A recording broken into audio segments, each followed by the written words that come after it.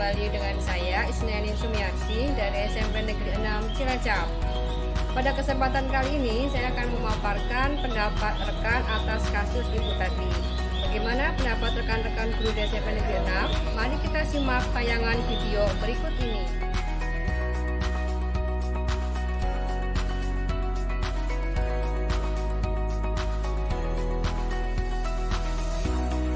Assalamualaikum warahmatullahi wabarakatuh. Saya Lia, guru matematika di SMP Negeri 6 Cilacap. Di sini saya akan memberikan pendapat terhadap kasus Ibu Tati. Langkah pertama yang saya lakukan adalah yang pertama saya akan menghampiri siswa tersebut.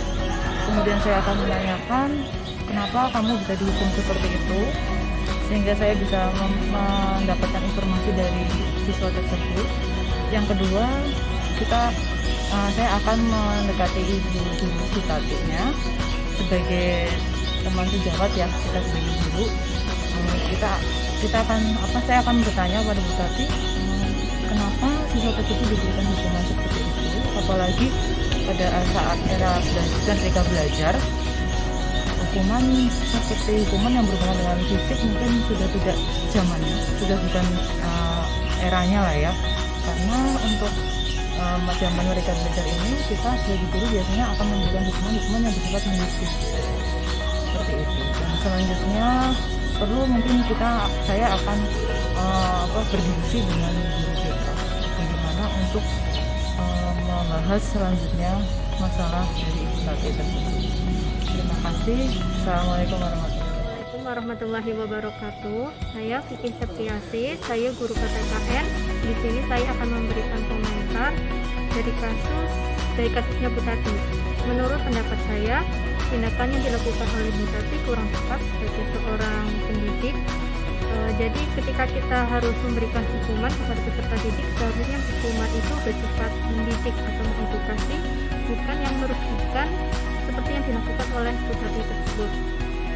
Apalagi di era Merdeka Belajar seperti sekarang ini, seharusnya seorang pendidik bisa menciptakan suasana pengajaran yang nyaman dengan peserta didik, sehingga peserta didik tidak sungkan untuk berinteraksi dengan pendidik.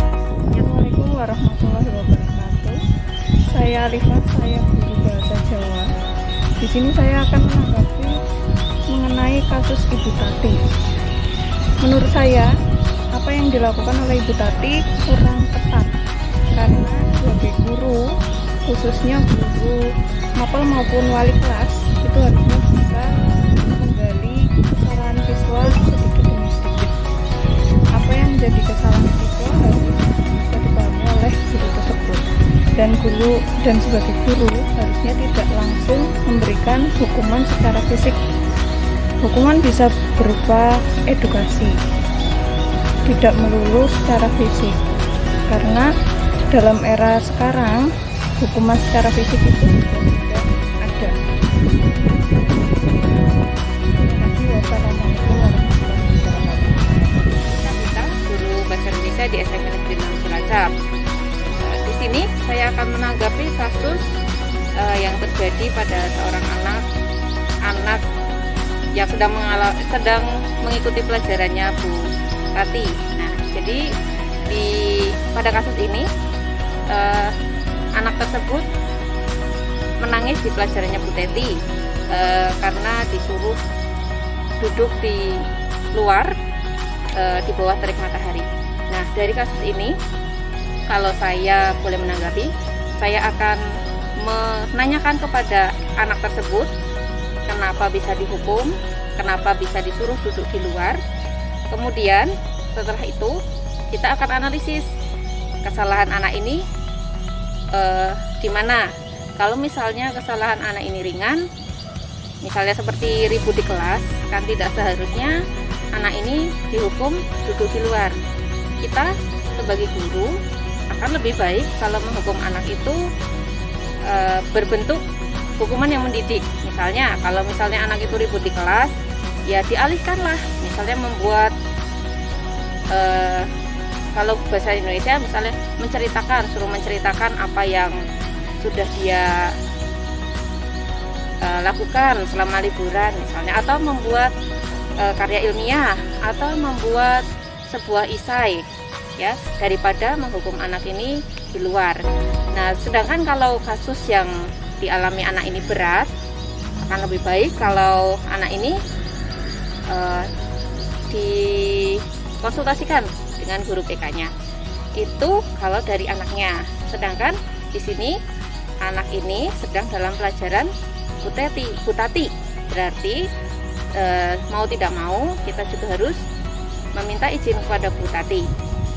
Nah, yang harus kita lakukan, saya lakukan, kalau menurut saya itu tidak mungkin bicara kepada Butati yang terang-terangan gitu ya. Jadi kita kalau mau memotong pelajarannya Butati,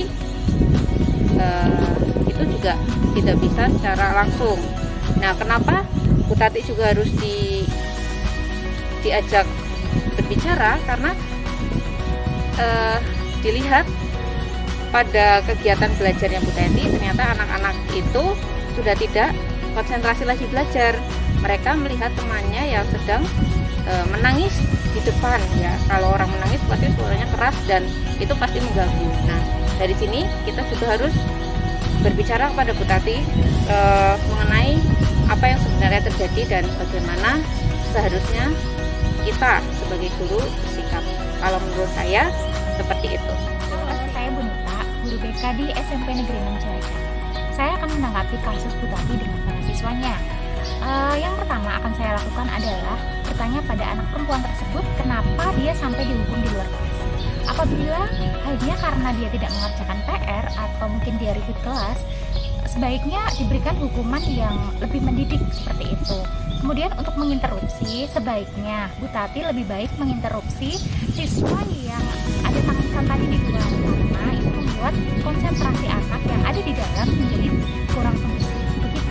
Terima kasih. Perkenalkan, saya Bayi Binur Rahmah. Saya mengajar novel bahasa Indonesia di SMP Negeri 6 Cilacap. Untuk menanggapi kasus Butati yang menghukum siswanya kurang tepat, karena itu tidak mencerminkan jadi seorang pendidik. Untuk mengganti menghukum secara fisik, itu sebaiknya kita menyuruh anak untuk membaca buku pelajaran atau buku non fiksi lainnya di perpustakaan. Itu lebih baik daripada menghukum anak di depan kelas. Menurut saya seperti itu. Akan lebih baiknya tindakan Butati jangan diulangi seperti itu lagi, karena itu mengakibatkan anak akan menjadi takut terhadap guru tersebut. Sekian dari saya, semoga apa yang saya sampaikan bermanfaat. Assalamualaikum warahmatullahi wabarakatuh.